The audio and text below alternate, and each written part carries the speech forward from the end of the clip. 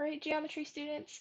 So in this lesson, we're going to be talking about sequences or combinations of transformations.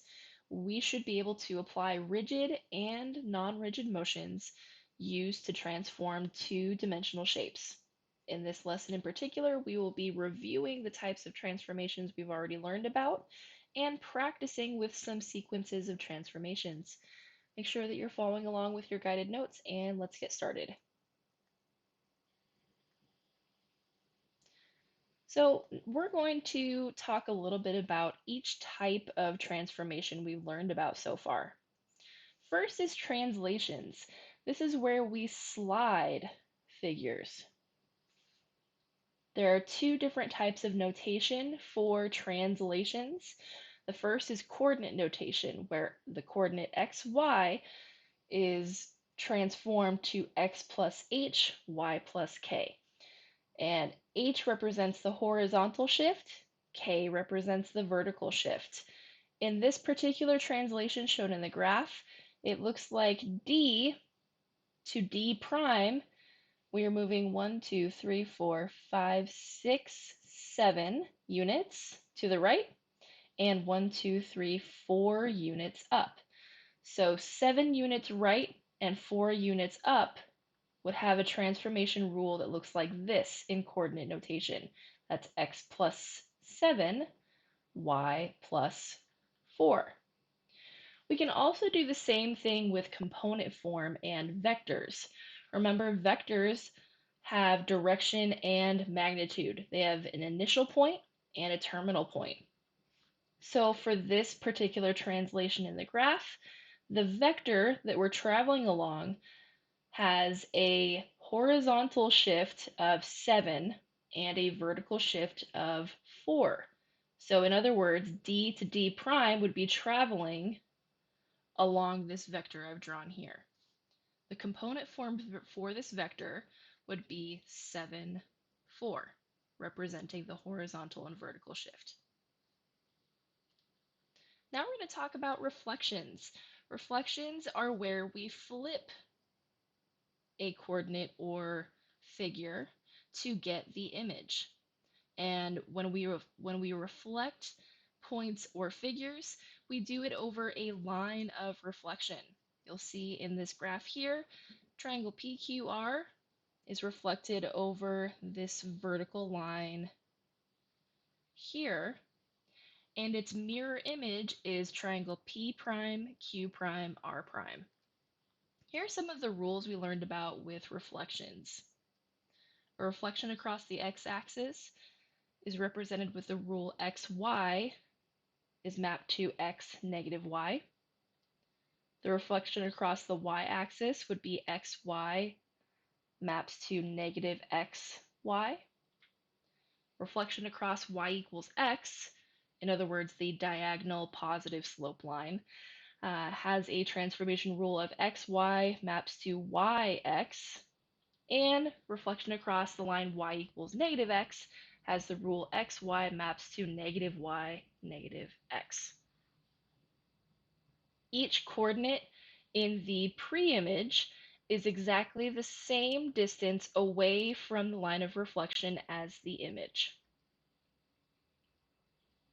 For rotations, in this unit, we're going to be rotating just about the origin, but rotations are just when you turn a figure or a point.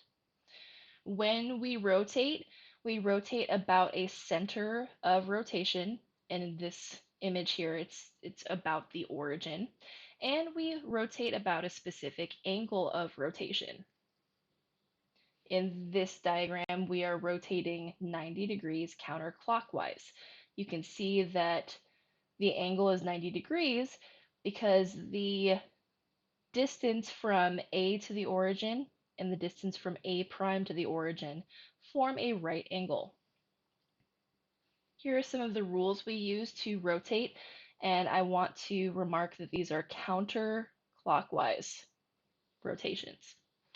A 90-degree counterclockwise rotation transforms points with the rule xy maps to negative yx. A 180-degree rotation either clockwise or counterclockwise, would give us the rule xy moves to negative x, negative y, and a 270-degree counterclockwise rotation, I'll mark that once more, is mapped to xy moves to y, negative x. For dilations, dilations are when we expand or contract a figure. Basically, we're changing the size and the shape. This is the only non-rigid motion we have learned about so far. Dilations are non-rigid motions. They result in similar figures, not congruent figures like the first three we talked about. So for dilations, we have to either enlarge or reduce the figure based on a center of dilation. In this case, the center of dilation that we have been using is the origin, and with a specific scale factor. Our scale factor is k, and let's say for a scale factor of 2, you take the coordinate xy and you would multiply the x and y values by that scale factor of 2. xy maps to k times x, k times y. If k is greater than 1, that is an enlargement, and if k is less than 1, it's a reduction. So you can see in this graph here that triangle STU moving to image S prime, T prime, U prime, it's getting smaller. That means the scale factor is less than 1. This is a reduction.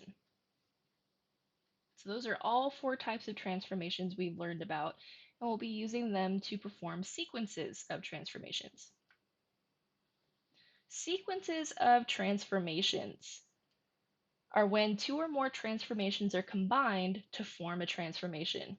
And in this case, order matters most of the time. In all of the transformations we'll be doing in this video, order will matter. That means one transformation must come before the other to get to the correct image.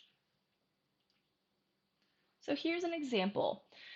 We have triangle XYZ with the following vertices, and we want to reflect this triangle in the x-axis and then translate along the rule xy moves to x plus 9, y plus 2.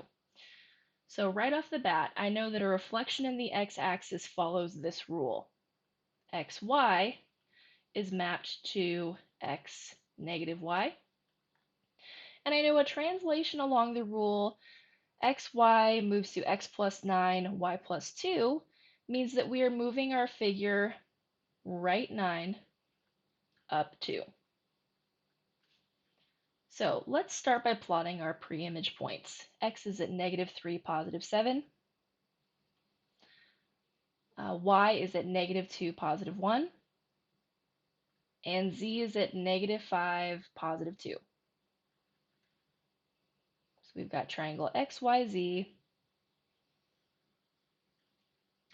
And so I'm going to have to perform 2 transformations, which means I'm going to be essentially drawing 2 more triangles here. The first transformation is a reflection in the x-axis. So I'm going to flip this blue triangle across the x-axis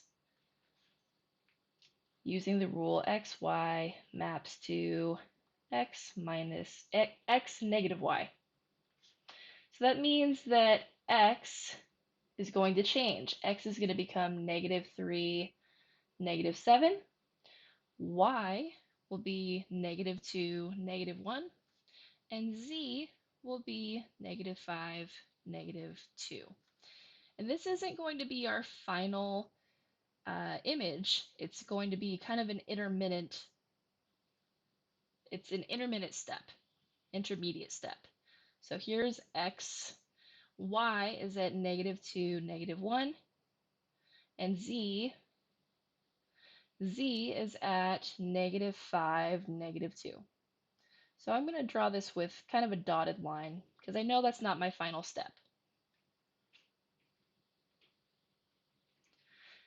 Now I'm going to take this intermediate step, this black dotted triangle I drew, and I'm going to transform those points.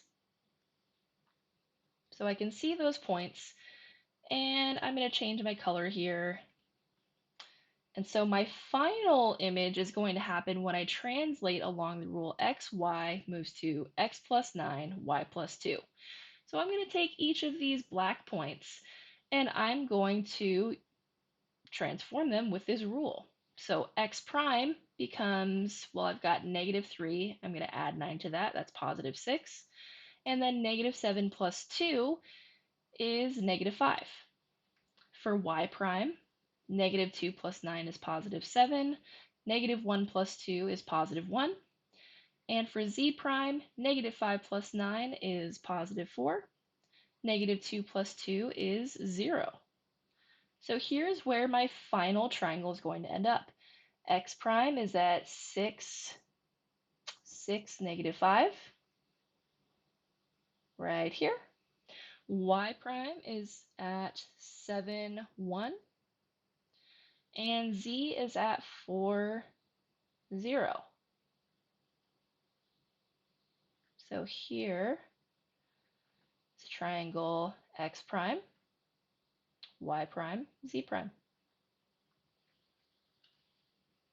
Let's do one more example. And I'm going to do this example because it has different types of transformations within it. So we're going to transform triangle LMN with the following vertices. And we're going to start with a 180-degree rotation about the origin, and then a dilation with scale factor 2 using the origin as the center. So let's start by plotting our points like usual. So L is at 0, 3. Here's point L. M is at 3, 4. And N is at 1, 2. So we've got a small pre-image triangle here. Triangle LMN. So let's start with a 180-degree rotation about the origin. I know this rule is xy maps to -x, -y. In other words, changing the sign of the x and y values.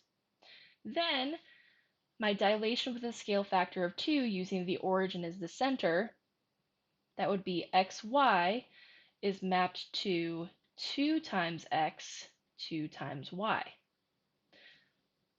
So let's start with the 180-degree rotation.